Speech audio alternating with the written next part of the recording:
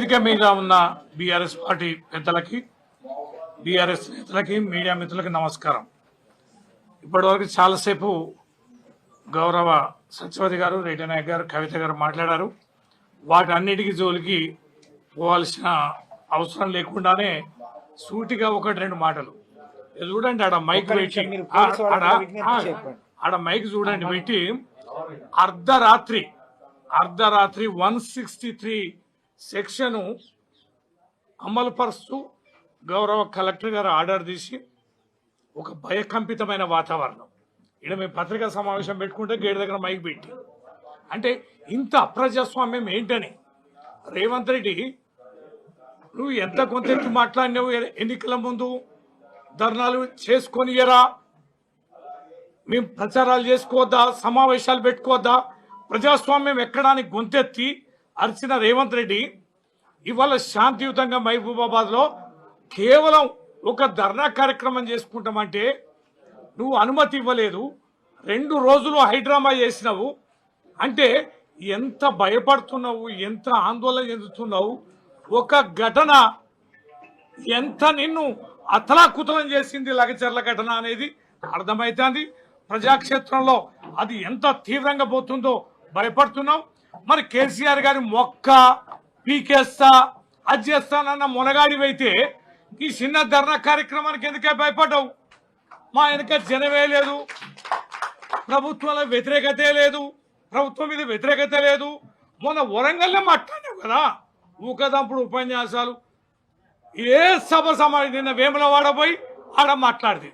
ఓ దేవుని దగ్గర అని కానీ, ఓ చిన్నపిల్లల మీటింగ్ అని కానీ, ఓ మహిళల మీటింగ్ అని కానీ, ప్రభుత్వ కార్యక్రమాన్ని కానీ ఏది అని చూడకుండా నిత్యం కేసీఆర్ గారు జపం చేస్తున్నామంటే నీ కింద సెగ ఎంత అంటుకున్నది అనేది అర్థమవుతుంది.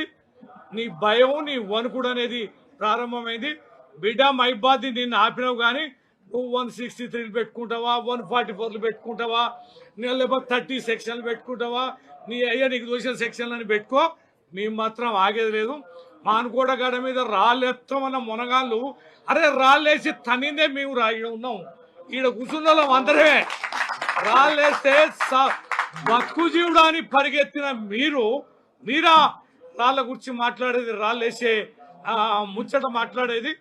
బరాబర్ మా శక్తి ఉందో మీకు ఎరక కనుకనే భయపడి బంద్ చేసుకున్నారు. మాకు న్యాయస్థానాల మీద చాలా గౌరవం, నమ్మకం ఉంది. వెంటనే ఈరోజే హైకోర్టులో మేము దరఖాస్తు చేస్తున్నాం, కోర్టు పర్మిషన్ తీసుకుంటున్నాం. త్వరలోనే కోర్టు అనుమతి ఇచ్చిన మరో రోజే నువ్వు మీ చిన్న ధర చేద్దాం అనుకున్నావు. కానీ నీకు సినిగి చాటంతయి మైబాల ఎంత పెద్ద సభ జరుగుతుందో నువ్వు కొద్ది రోజుల్లోనే చూస్తావు. రేవంత్ రెడ్డి, మానుకోట గడ్డ అనే దాని మీద నిప్పు పుట్టింది.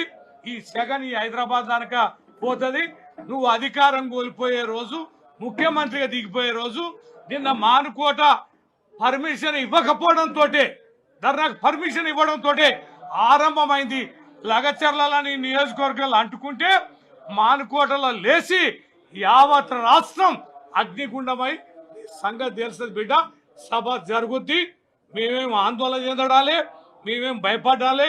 మీరే అరెస్ట్ చేస్తారో అనుకున్నాం. 3 గంటలు ఎస్పీ ఆఫీసులో కూర్చున్నాం, 5 గంటలు కూర్చున్నాం.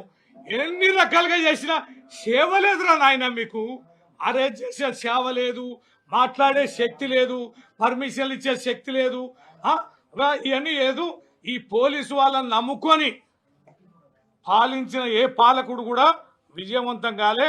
నువ్వు 100కి 100 రూపాయలు నువ్వు పోలీసు వాళ్ళని నమ్ముకొని మమ్మల్ని కంట్రోల్ చేయాలనుకుంటున్నావు. చేయలేవు బిడ్డ.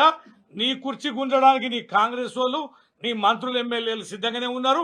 నీ భర్తం పట్టడానికి 6 గ్యారెంటీల 13 హామీలు ఏమైనాయి బిడ్డ అని యావత్ తెలంగాణ ప్రజలు గొంతెత్తి కేసీఆర్ బయటికి రా, రండి సభలు పెట్టండి అని. మైబాదు ఎందుకు పెట్టుకున్నాం ధర్నా? ఇక్కడ ప్రజలందరూ కలిసి మా గిరిజన బిడ్డలకు అన్యాయం చేస్తారా? ఇక్కడ ఉన్న గిరిజనం మేము వారు అంతు చేస్తాం. రేవంత్ రెడ్డిది పెట్టు ధర్నా అంటే నేను ధర్నా కార్యక్రమం పెట్టినాం. అంతేగాని ఇది ఆవేశాన్ని పెంచినాం. రాజకీయంగా మాకు కలిసి వచ్చింది. ఇలా ప్రజలందరూ కూడా మంటతో ఉన్నారు. ఇవాళ 163 సెక్షన్ పెట్టినా కూడా వస్తామన్నారు. కేటీఆర్ రాకున్నా ఏం లేదు, మేము కూర్చుంటాం ధర్నా అంటే మేమే సముదాయించినాం. పెద్ద ఎత్తున ధర్నా కార్యక్రమం పెట్టుకున్నాం. కోర్టు అనుమతితోటని మేము సముదాయించి బతిలాడి ఇవాళ కార్యక్రమం ఆపుకున్నాం. నీ మైకుల లొల్లికో, నీ సెక్షన్లకో, నీ ఆర్డర్లకో భయపడి ఇలా కార్యక్రమం రద్దు చేసుకోలే. నువ్వు అనుమతి ఇవ్వకపోయినా మేము చేద్దాం అనుకున్నాం. కానీ ప్రజాస్వామ్యం మీద మాకు నమ్మకం, విశ్వాసం ఉంది. కోర్టు అనుమతితోటే బరాబర్ మేము ఈ గడ్డ మీద బహిరంగ సభ పెట్టి తీరుతామని ఈ సందర్భంగా మనవి చేస్తూ, దీనికి మనం అందరం కూడా బీఆర్ఎస్ శ్రేణులు సిద్ధంగా ఉండాలి.